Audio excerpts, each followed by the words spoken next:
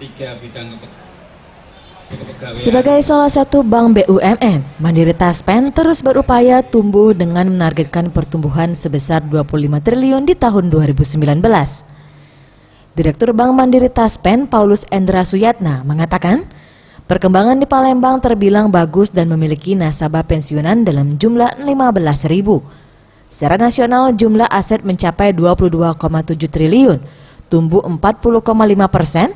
Untuk mencapai target tersebut, pihaknya memiliki strategi yang dilakukan, diantaranya sosialisasi ke instansi dan memberikan pendidikan wirausaha kepada nasabahnya serta pensiunan.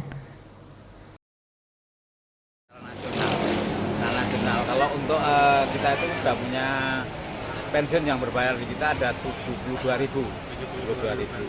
Kalau ke kantor cabangnya kita sekarang sudah 276 dari Sabang sampai Merauke. Di seluruh provinsi ada, di beberapa kota kabupaten, termasuk di Sumatera Selatan itu ada yang di kota kabupaten. Kemudian kalau aset itu sekarang kita sudah 22,7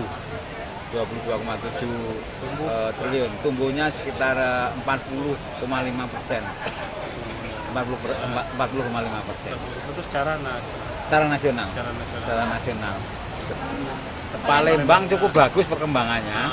Ini kenapa ini diadakan di Palembang? Ini karena Palembang itu pada tahun kemarin dan beberapa bulan terakhir ini pertumbuhannya bagus sekali.